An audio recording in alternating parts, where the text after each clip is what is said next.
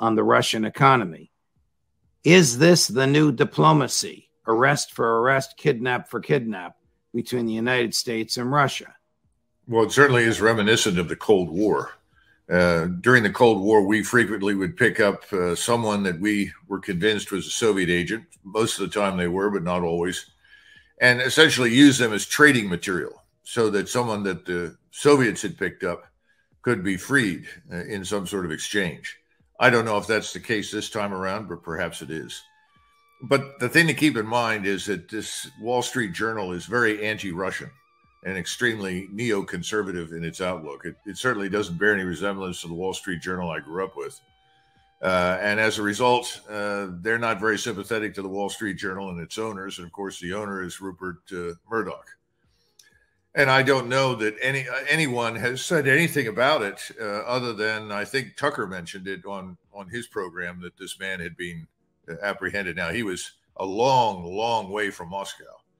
And I have no idea what he was doing. He was within striking distance of some Russian military installation. And theoretically, he was trying to write a story on what the impact was on Russia of the war and whether or not its industries were actually producing and so forth.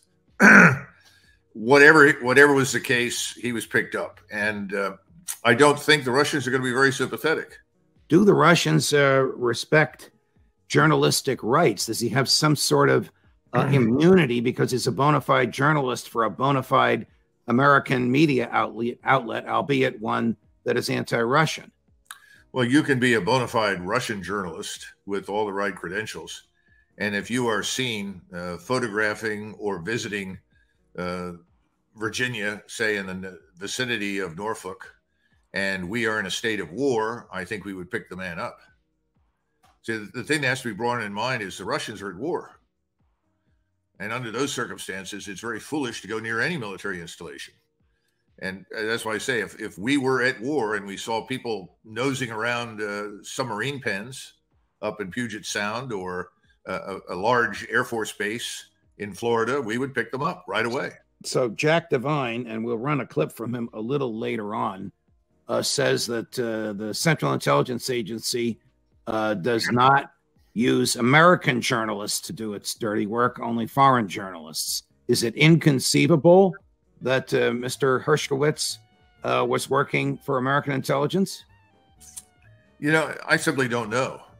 What I do know is that he would probably willingly turn over any information he found to the CIA because he's very hostile to Russia, just as the CIA is doing everything in its power to keep this operation going in any way, shape, or form it can. It's trying to shape domestic opinion. We know that. It creates the narratives that are widespread inside the United States on everything right now connected to Russia. So does he work for them? In theory, no. Does that make any difference under the circumstances? Again, Russia is at war. This is an American journalist. He is somewhere close to or en route to a Russian military installation. He's going to get picked up. Got it. Got it.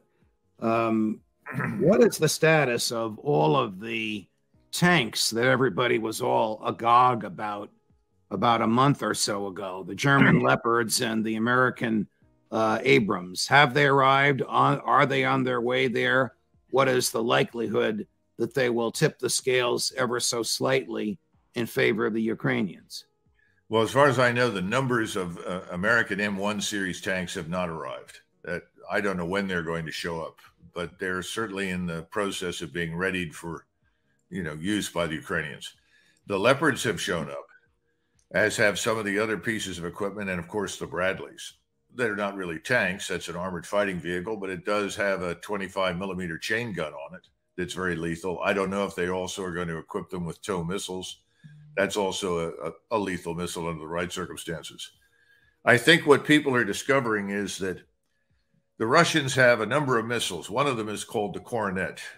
And this Coronet missile can be fired from 5,000 meters away or potentially even further. It's self-guiding. Once you sight the target, you can essentially fire and forget it. And if that warhead reaches a tank, any tank, it will destroy the tank. It doesn't make any difference what it is. So that that is something that I guess people are now beginning to notice because the Coronet missiles were used against Leopard tanks in Syria And people should be very concerned about that. Again, this is something I think other analysts have said. It's not an individual weapon system. It's not the arrival of 200 tanks or 500 tanks that are going to make any difference. It's the integration of various types of equipment, tanks, armored fighting vehicles, various missile carriers, air defense, air and missile defense. For instance, there's a 30 millimeter automatic cannon linked to radar that's excellent, that's produced by Rheinmetall. I would say you'd probably need a couple of hundred of them on the battlefield just to protect yourself from all the various unmanned aerial systems. So the bottom line is, no, this isn't going to change anything. Do the tanks have some sort of weaponry or equipment in their skin, for lack of a better word, a lay phrase, to neutralize the weaponry that attacks them? Well, they have what you would call active versus passive defense. An active defense system can be all sorts of things. It can be small explosives embedded in ceramic and metal tile that is applied on the outside of the tank's armor. There are different kinds of this thing. You actually can put radar on the tank itself that detects an incoming missile. All of this stuff exists. The problem is twofold. First of all, most of that active equipment only works once. In other words, once you've struck the tank once, you don't have that protection anymore. In other words, you get a direct hit. Right. If you strike it twice, you may get something more, but then you're essentially naked. It only gets you through a couple of initial fights. Okay. Secondly, we don't have anything right now to deal with what I would call top attack. In other words, a missile that comes in and strikes on top of the turret. This has been a threat for a long time. In other words, it comes in and it dives down on the top of the turret where the armor is thin. The Israelis are looking at a number of very innovative ways to change that can be integrated into future armored fighting vehicles. Do the Russians have missiles that will do that? Oh, yes, absolutely. Absolutely. By the way, so do the Germans. And they have not released any of those. We've been working on those, and I think we have some, if they're not already fielded in the U.S. military, and they may or may not be, I don't know. They certainly are in development. These are the new threats that are changing the nature of warfare. This is what effectively robs you of your mobility on the battlefield. And it robs you of your ability to use all of this armor that historically we've relied on to come to terms with the enemy, to go right in and kill the enemy at close range. It's not going to be solved quickly. It's sort of like World War I, when suddenly people discovered machine guns, artillery, mines, and barbed wire and trenches, and the maneuver stopped. We're in a similar conundrum. It won't last forever, and we're going to have to find a way through it. But the bottom line is we're not really prepared for it. The head of the Wagner Group has proclaimed that Bakhmut has fallen. President Zelensky has not refuted that. It seems to me, as a layperson in the military world, 10,000 miles away, that it's safe to say that Bakhmut has fallen. Do you have any intel on this? Well, a couple of things. First of all, Prigozhin made a number of interesting remarks. That's the head of the Wagner Group. Of the Wagner Group, right. And Prigozhin said something that many of us have suspected was the case for months, but now we've had it from the horse's mouth, and I think it's probably true. And that is that Sorovikin, the general that was brought in the early fall, late summer last year to change the command structure and the way the Russians were operating, right, decided to turn Bakhmut into what it became, a bloodbath, a meat grinder. So they were deliberately leaving Bakhmut partially surrounded, and in the hopes that more and more and more Ukrainian forces would be poured into it that could be systematically destroyed. That's the way it looked to me for a long time. And is that the way it worked out? Yes, absolutely. It's been brilliant for the Russians. This is the best thing that could have possibly happened to them. And one of the things that people don't understand is, well, why didn't they just cut this off and be done with it? Why aren't they doing that? Well, there's a reason. Because if your enemy comes to you, and I just described the battlefield that we're on now, which is not very favorable or friendly to large maneuver forces. So you have to infiltrate into this World War I setting. If that's what you're operating on, you're just doing what your enemy wants you to do. And I think Sorovikin was the man behind that. And that's effectively what Prigozhin said. Now, they say that all but a few blocks, something like 11% of the sort of built up area of Bakhmut is absolutely devoid of Ukrainians. but there's still some left on the edge. And you still have talk, as we talked about the last time when we put the map up. You still have talks of 80,000 troops breaking through in or around or near Bakhmut in some fashion. I don't think it's going to happen anytime soon, but there's still a lot of talk about that. So perhaps you leave the door open one more month and let more people, essentially convert themselves into corpses by going in there. We just interviewed Jack Devine just about a half an hour ago, and he had some comments about the Russians in Bakhmut that either will affect your blood pressure or cause you to have some fun with him. Here's what he said.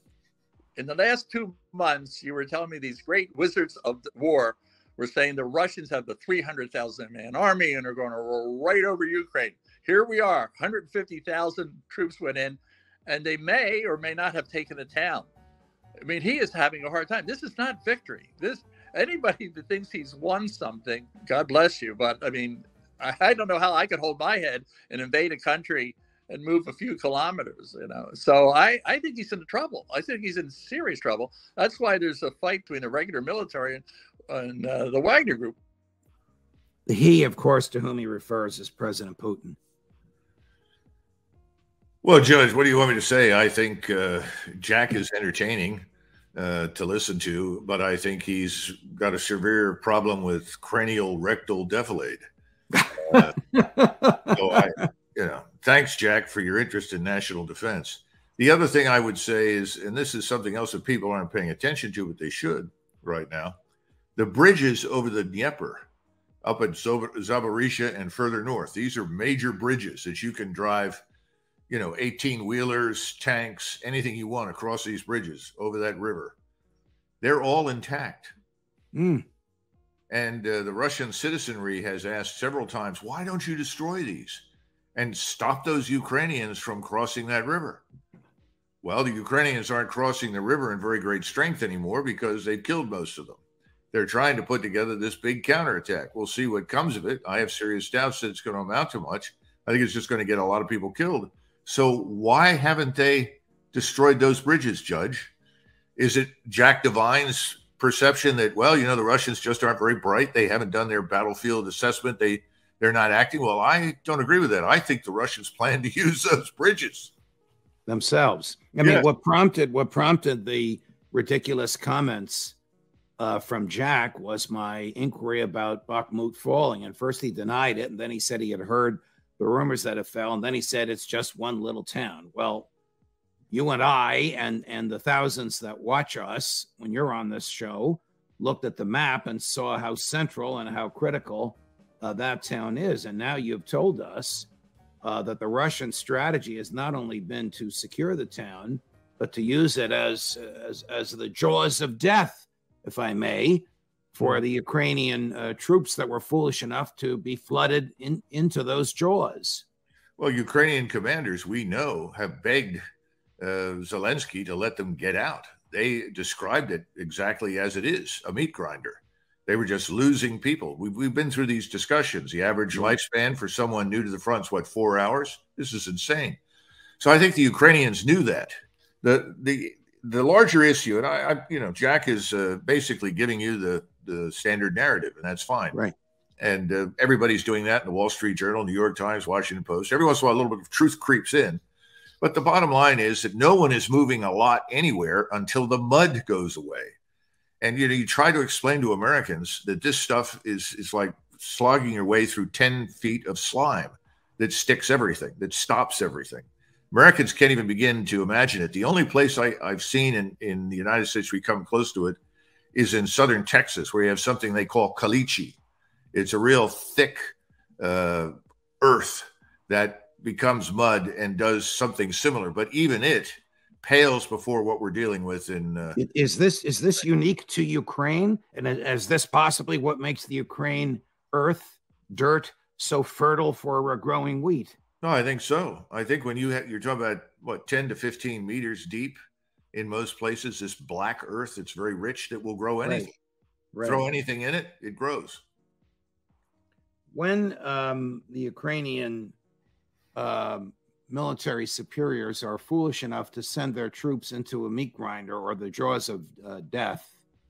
Does American intel know about this, even military intel? And are they warned about it? Or do the Ukrainians do it anyway because of this vain effort to die fighting? Well, now you're moving into an area where, we just don't know. I mean, I'm sure some of your former intelligence officers that you've spoken to can give you a better picture. My experience is that, first of all, if you've already decided what the outcome is going to be, which is the case in Washington, that Russia is going to be defeated, humiliated, and driven east out of Ukraine forever and ultimately capitulate and give up Crimea.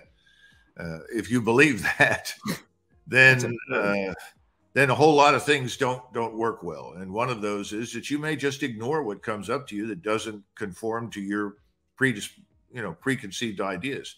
That's always been a problem. We went through that in Vietnam for years. This morning in Moscow, President Putin addressed publicly the new U.S. ambassador to Moscow. There were other Western ambassadors there as well. And he basically blamed the war on the United States and articulated in public his view, a view you and I share, and most people watching us now share, I think, that the U.S. was responsible for the coup in Ukraine in 2014, the so-called color revolution. And the U.S. started all of this and thus is largely responsible for it. I don't know that President Putin has been that direct, that public about this before. Well, I think he certainly made the larger case. He hasn't been specific about the so-called coup, but there's a huge mountain of evidence to support what he's saying. And by the way, you now have Mr. Netanyahu in Israel, who is absolutely convinced that we're running a quote-unquote color revolution against him and his government. Well, you're a question ahead of me as to whether, God bless you, Colonel, whether you believe that the Central Intelligence Agency was responsible for massive, persistent, endless demonstrations in the streets in Jerusalem and Israel over the makeup of the Israeli judiciary. Well, you have this thing called the National Endowment for Democracy that is all over the place. And the National Endowment for Democracy should probably be renamed Color Revolution Headquarters for the subversion and installation of new governments that are subservient to, responsive to U.S. will. I mean, that was clearly going on in Kazakhstan in the first few weeks of this Ukrainian disaster. You'll recall the Russians sent a lot of special forces in there to help the government recover itself. It's been the case in any number of places. I think that's one of the reasons that Lukashenko has effectively signed on 100% for Putin, because you had the same outfit working in Minsk. Right. This is not new. Now, is the CIA involved with that?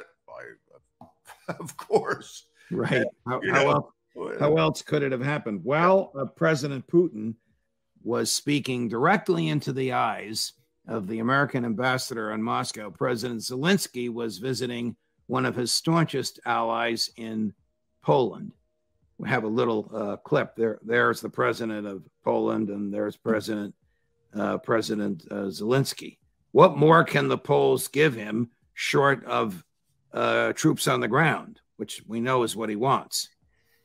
Well, now we've got another problem in the region.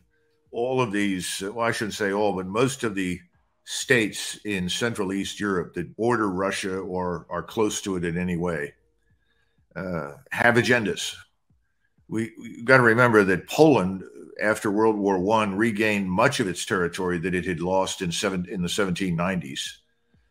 It would like to do the same thing again. Remember that Stalin's great gift to the Europeans was to shove millions of Germans further west, then shove millions of Poles into places that were historically German, at least for 1,000 years. And this had a wonderful effect because it forced the Germans away from Russia, but it also created in Stalin's mind permanent conditions of hostility between the Germans and the Poles for the territorial changes that he imposed on them. Right. Hungary lost vast territory at the end of the Second World War. The Kingdom of Hungary was part of the Austro-Hungarian Empire. Right. They controlled vast lands that are now occupied by the Romanians. Some are occupied by the Serbs. Some are occupied today by Croats. Some are occupied by Slovaks. So you go back into these countries and you begin to talk to people. And just because you lost a war, just because you weren't on the winning side 100 years ago, you have to understand these people. They were dominant powers for centuries. Dominant not just in economic or military terms, but also culturally, linguistically. You get the same thing when you go to Iran. You know, very few people understand that from the Chinese border all the way to the border with Russia and Ukraine, the language that was spoken on the so-called Silk Road was Persian. All right. Well, while we're talking about cultural, are there cultural rumblings now in Kosovo? Yes. Yeah, that's another terrible wound. It's another example of where we intervened. We created an artificial construct that was forced into existence that otherwise would never have been tolerated in the region. Remember, Yugoslavia? Yeah. Well, remember that Yugoslavia fell apart. That too was inevitable because the majority of people that were Roman Catholics or Muslim certainly did not want to live under Orthodox Christian Serbs. You know, that's another gift from World War I. It was a dumb idea. We're going to force people that have been either allied or ruled by Catholic Germans for 1,000 years into the arms of Christian Orthodox Serbs. It's crazy. Well, we did it. So that fell apart. And then we decided, well, all of these people must be compelled to live together in the new multicultural, multinational, multi, whatever it is, paradise that we in Washington are creating. And the whole world will learn this is the way it must be. Well, this is all nonsense. Kosovo is part of Serbia and has been part of Serbia for hundreds and hundreds and hundreds of years. They lost it a couple of times and they regained it. And they fought very hard during the Balkan Wars to get it away from the Ottoman Turks. If you're Greek, if you're a Bulgarian, if you're Romanian, if you are Serbian, the presence of large Muslim populations that were essentially created by the Turks and separate governments and institutions that were installed by the Turks, they're very uncomfortable with this. And given what we experienced in 2001, you can imagine the paranoia flag went to full mast. It's still there. So Islamist terrorism, Islamist assassination programs, gangsterism, call it what you will, is run out of Kosovo to a large extent. It's a clearinghouse. A lot of those missing weapons from Ukraine show up in Kosovo and end up going to North Africa, down into the Arabian Peninsula, somewhere Didn't else. we bomb the daylights out of Kosovo in the Clinton administration? Well, Mrs. Albright wanted sort of an American-controlled caliphate. Yeah, well, that's largely it. You've got to go back to Albright and Al Gore, Sandy Berger, Strobe Talbot. These are all figures in the church of moralizing globalism, and they wanted to create this new paradise. And so we bombed them for 78 days. And of course, this had a hugely negative impact on all the Orthodox Christians that live in the region, because from their standpoint, we're backing an Islamist element in their neighborhood that they personally revile and detest. And we're doing it at the expense of Orthodox Christians. I mean, in that part of the world, you cannot be everyone's friend. If you side with anybody, you become instantly enemies for everybody else. Of course. And then we created this mess, and this mess's fault is gradually beginning to unravel. At the same time that we just the president just authorized another $2.58 billion today in military equipment to be shipped to Ukraine. He has no off-ramp, Colonel. No, that's no political off-ramp, no moral off-ramp. He doesn't possess a moral off-ramp. I don't know how this is going to end. What do you see happening in the next 6 months? Well, remember, from their vantage point, and I'm talking about the people in power in Washington, this includes most of the people who sit in the Senate and the House. Right. If you oppose our policy, you are by definition evil. So that anything that we do to you is justified.